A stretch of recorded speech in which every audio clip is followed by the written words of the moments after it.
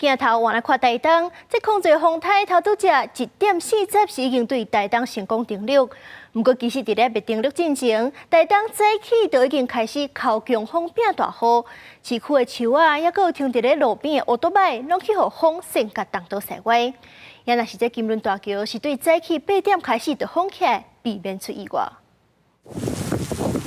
空内风台登陆，台东规暝是透风落雨，民众嘛是规暝拢唔敢困。半暝啊1点外，就民众要驶车去上班，经过山西路一段时，险险啊叫倒去的树啊地着。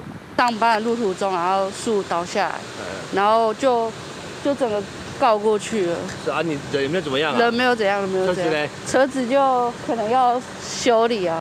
加在这个盘小姐有赶紧闪过，人才无受伤。不过轿车去互树啊卡掉咧，只好搁请吊车来吊。31透早风雨真透，有骑过14楼路台12架啊，去互风扇甲落落缀着楼下车辆。市区四界拢是断去的树啊，倒去的机车甲火灾。